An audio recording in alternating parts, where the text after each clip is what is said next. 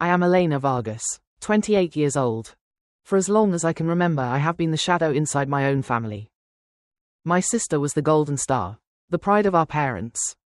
I was the afterthought, the mistake they tolerated but never celebrated. The breaking point came the day before her wedding in the quiet town of Havenwood. I had spent weeks preparing every detail, sleepless nights making decorations, double-checking orders, praying that this time they might finally see me. But when I walked into the room carrying the last box of centerpieces, I realized one was missing.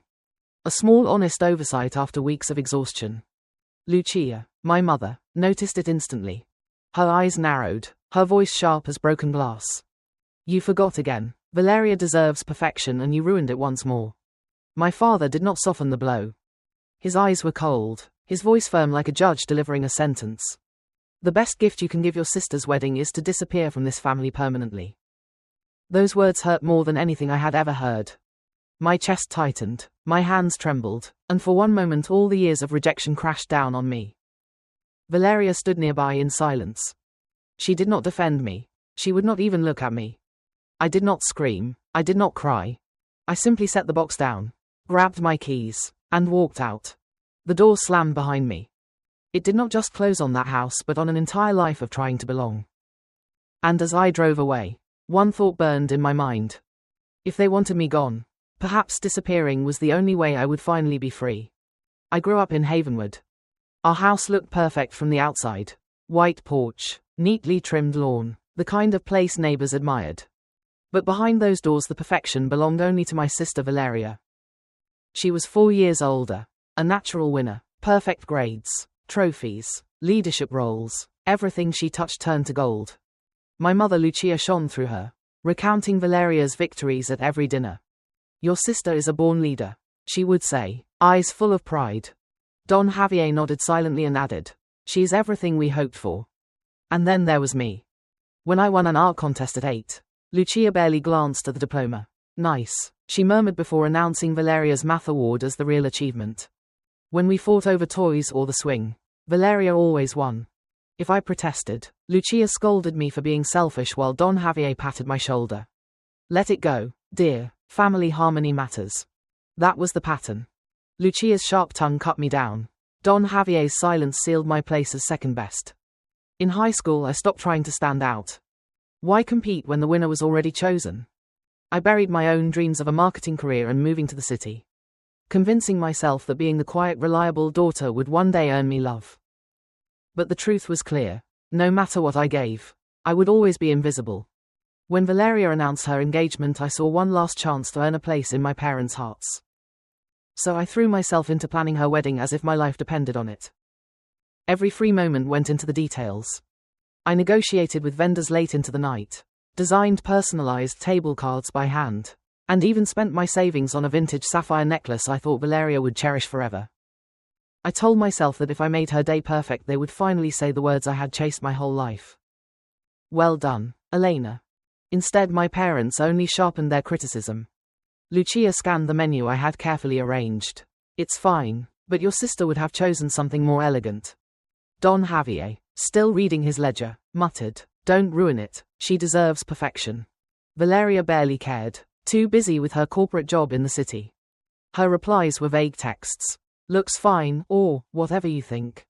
At dinners she smiled at our parents' questions about her promotion while ignoring the planning folder in my lap.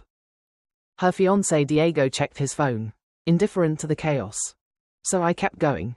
The barn for the reception was booked, the photographer hired, decorations ready. I told myself their approval was one step away. Then came the missing box, a small crack. Lucia's voice cut the air like a whip. You were careless, you always have been. Don Javier's verdict followed, cold and final. Disappear from this family permanently. I set the box down, turned, and left. The door slammed behind me, a sound that marked the end of a lifetime of begging to belong. That night I sat alone at the kitchen table. Their words echoed like a cruel sentence, disappear from this family permanently. For years I had swallowed insults, begged for scraps of affection, convinced myself loyalty would buy love. But in that moment clarity hit harder than their anger. They did not want me. And for the first time I understood I did not have to want them either. So I made a decision. No tears, no begging, Just disappear. The next morning I called a real estate agent and sold my apartment at a loss for speed.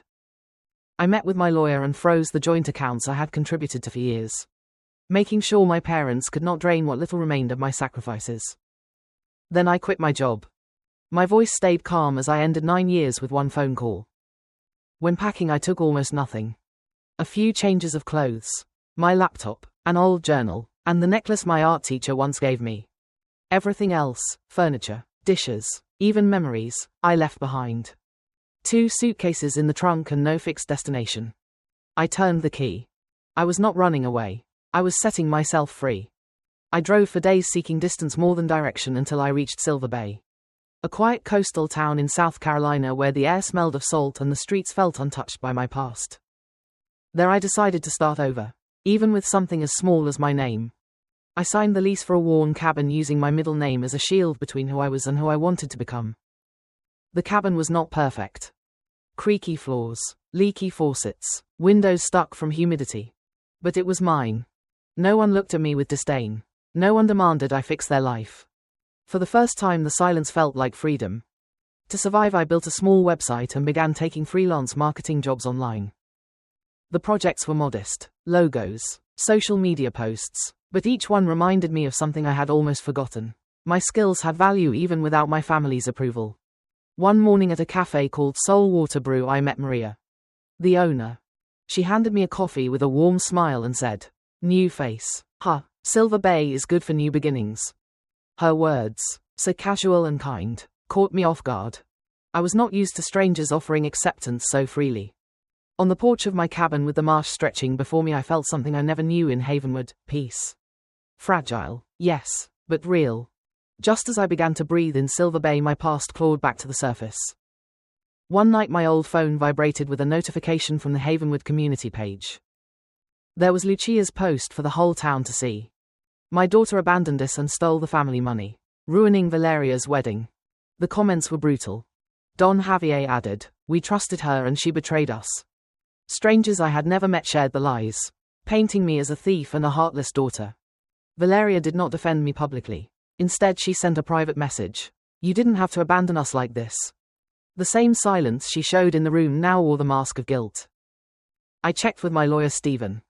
The trust was intact. My contributions had covered medical expenses, but their attempts to withdraw thousands for the wedding had been blocked. The facts were on my side, but facts do not always silence gossip. Then came Lucia's message. "Your mother is in the hospital. Come home." For a moment my chest tightened until Dr. Evans, her physician, emailed me privately.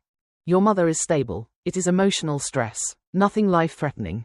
Another ploy, another staged crisis to pull me back. Valeria followed with a hesitant apology. "I'm sorry." She admitted our parents had gone too far but begged me to call. Still I could not forget her silence when I needed her most. Guilt tried to creep in, whispering that I had been cruel. But this time I stood firm. I had freed myself and I was not going back. Weeks turned into months and Silver Bay slowly stopped being just a hiding place. It became home. My freelance work grew. Maria's cafe became a refuge and the silence that once terrified me now felt like freedom. But the shadows of Havenwood kept trying to reach me.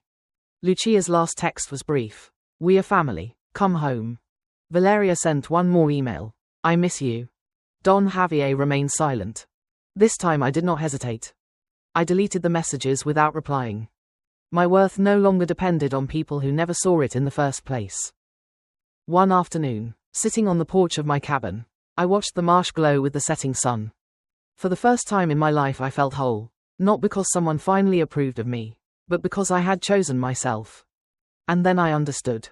I had not disappeared to punish them. I had disappeared to save myself. Sometimes the bravest choice is not fighting to stay in a toxic family. It is leaving, loving yourself enough to choose peace over chains, survival over silence. Because real family does not destroy you. And if it does, you have the right to build a new one. The life we live teaches that love is not proven only by blood. It is proven by respect, kindness, and the space we give each other to grow. Elena's story reminds us of something many fear to admit. Sometimes the people we call family are the ones who hurt us the most. But here is the truth. Leaving is not weakness, it is courage. It is the moment you decide your peace, your dignity, And your happiness matter just as much as anyone else's. Elena did not disappear to punish her parents. She left to protect the part of her that still wanted to live, to dream, and to be free. And that is the lesson for all of us. You are not obligated to stay where you are only tolerated and not loved. Choosing yourself is not selfishness. It is survival. Because when you finally walk away from what breaks you, you open the door to what can heal you. If you have ever felt invisible, forgotten, or unloved, remember this. Your worth is not defined by those who reject you. Your worth shines brightest when you have the strength to begin again and choose peace. Thank you for listening to today's story. Don't forget to like, share, and subscribe to support the channel. See you in the next story.